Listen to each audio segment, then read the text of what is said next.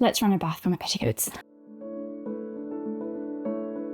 So today we're going to be starching petticoats. This is something I've done before, but not something I've talked much about here on the channel, so I just wanted to give you a quick look into it. But first, a quick disclaimer: if you can hear a lot of noise, that's because number one, there's a storm on, and you might think, why are you doing this now? But I actually think the wind will be great to dry my petticoats, so I wanted to take this opportunity, but also because there's work happening next door. I can't wait any longer for construction to be over because I have a ball this weekend and I need my petticoats to work because I worked really hard on my ball evening gown and I don't want it to flop just because my petticoats aren't up to scratch. So let me talk you very quickly about starching. What is starch? Starch is a substance that you can get from a lot of food, like foodstuffs like rice, potato, corn. You can get corn starch, you can get potato starch, you can get rice starch, but specifically there's also laundry starch, and this is because it has historically been used to stiffen fabric, particularly things like linen and cotton. It was historically used for petticoats and other undergarments, linens, and also a lot for cuffs and collars. So you could just, a lot of collars were removable, so you could starch them separately and then add them back on and things like that. And that's because starch, when it dries, is a clear substance that just sort of sits on the surface of the fabric but makes it stiffer. And why would you want this for a petticoat, you might ask? So a petticoat, depending on the materials you've used, the cut and design of the petticoat, the whole purpose of it is that it supports the skirt and gives it a particular shape. In my case, I've made an 1890s ball gown, and I needed to hold an 1890s skirt, which is not very full at the top. It's a 1, 2, 3, 4, I think it's a 6 or 7 gauze skirt. So it has a lot of volume at the back. So it's quite straight down at the front, A-line kind of, and then it has a lot of pleated volume at the back and the train. And my fabric was a silk that I've treated with interlining and lining, so to make it stiffer, but it also makes it heavier, which means that my petticoats need more structure to hold that shape, to support the outer fabric of the skirt. At the moment, my petticoats are looking a little limp, so I'll show you a side-by-side comparison as well. And today we'll be starching 3 petticoats. This is mostly because I haven't quite decided which ones to use. I think it's going to be a combination of 2. One of them is a more Edwardian petticoat, but it has a train, which will be really good for me to add. And it also has a dust ruffler attached to it, which I'll also be starching. And the other 2 are more normal, very versatile Victorian petticoats. One's gathered and one's fitted with chorus as well, and tiers and lace insertion. So I thought they would be really good examples to show you. Starching your petticoats is actually really easy.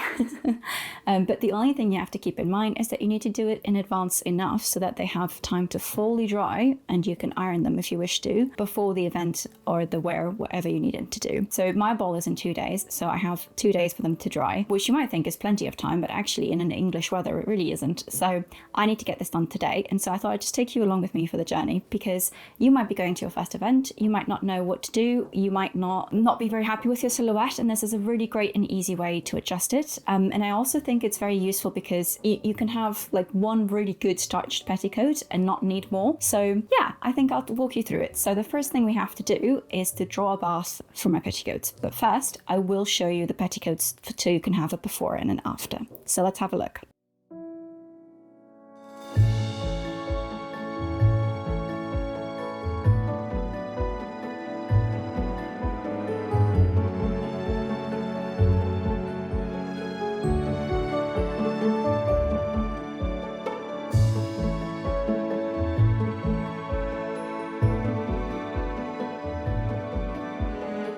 Okay, so everything's chaos because I've got the kettle going and the dishwasher, but the petticoats have to be starched. So in terms of recipes, there are many recipes out there. What you really want to look out for is the proportion of starch to water. So the higher the concentration of starch, the stiffer your petticoats will be. A lot of advice out there can mention just dipping your petticoat into the starch or pouring the starch mixture over your petticoat. For my purpose, I'm going to fill my bathtub with a bath, to which I'm going to add this starch mixture to dilute, and then I'm going to dip my petticoats, my clean petticoats, so they've already been washed, and I will pre-wet them just so that the starch can mix and sort of cover evenly. But they do recommend that you cook your starch. This is so to increase efficiency, but you also can make your own starch. If you use a lot of potatoes at home, you can use the starch water from washing those potatoes, from soaking them, and it's the same for rice. There are many recipes out there. I'll link a recipe in the description about how to make your own starch, like a 19th century recipe, but today I'm just using shop-bought potato starch, and I'm going to use about a cup to a litre of boiling water,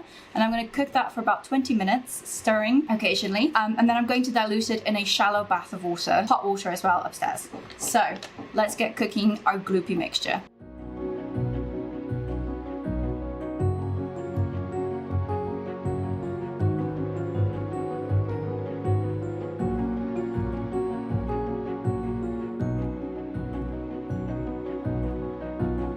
So this is after 5 minutes. I've just brought it up to a boil and now I'm just simmering it. You can see that I still got some lumps. I think realistically I should have used a bigger pot and more water. I actually ended up using about 1.5 liters, but it doesn't really fit anymore in this pot, so, and I'm not going to change it. So what I'll do is I'll cook it for 20 minutes and then when I pour it into the bath, I'll make sure I sort of dissolve it all through whatever remaining lumps there may be. So yeah, you just cook it over a low heat, just keep stirring, and you can see sort of how gloopy it already is. This is a high concentration of starch, but I'm going to dilute it in quite a few liters of water, and it is for 3 petticoats and a dust ruffler, so I think it'll be alright. And yeah, almost time for a bath.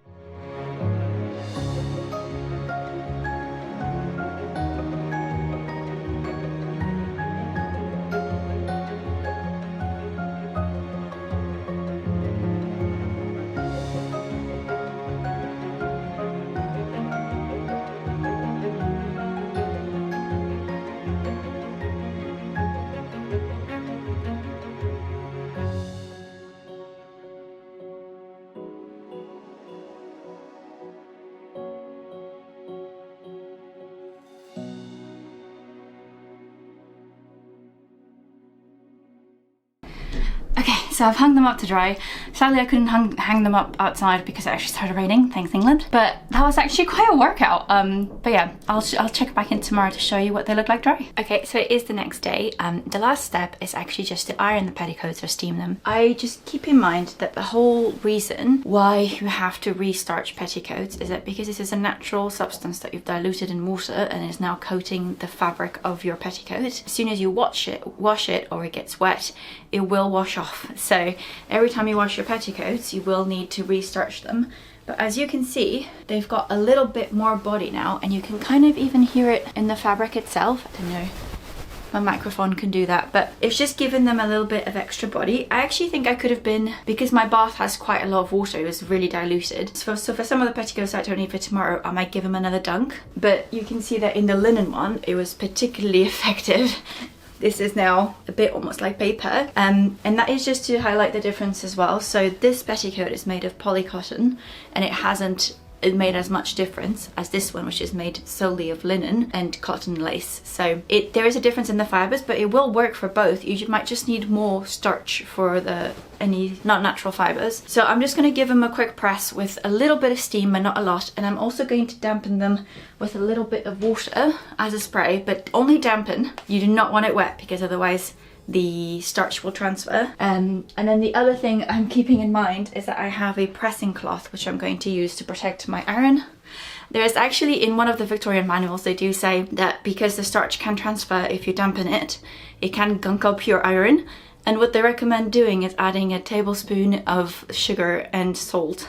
So I've done both of those and see if that makes a difference. But I'm going to use a pressing cloth nonetheless because I do want to protect my iron. So I've got a little bit of ironing ahead of me, but I'll show you the finished petticoat in a second. Okay, so my petticoats are washed, starched and pressed. And you can see, especially the linen has gotten a lot more body to it. I quite like my petticoats to be lightweight, and so to get that with lightweight fabrics, starching really helps. That means you have to wear less petticoats for the amount of volume you want. And I think I showed you earlier that I wore the starched petticoats to the ball, and it really helped support the heavy skirt because it was interlined and it needed a lot of support. But yeah, I just wanted to show you, and I wanted to show you as well because I do have quite a lot of so this one's linen, but I do have a lot of blend petticoats like this one. This is a polycotton blend, and it really has got more crisp to it. I do think that if you're trying to starch polycotton, polyester, you will need more starch, but otherwise I think it will work. A lot of places will just talk about linens, but that's because historical recipes only used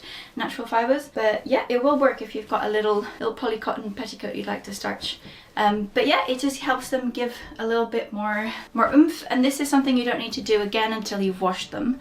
But obviously petticoats, historical petticoats at least, you're wearing them over a chemise, you're wearing them over, you know, a corset and over stockings as well, so usually they don't actually have contact with the body. So, and as long as they're off the floor, you don't actually need to wash the hem very often, and you can always spot clean them if you need to. But yeah, this was just a little tip. If you do like a starching day once and starch everything, then you're set. And yeah, let me know down below if you like this kind of more practical advice. It was a really good motivation to get me to do mine. But yeah, I will leave some other recipes, some starching historical recipes in the description box as well. So yeah, thank you very much for watching, and I'll see you all very soon.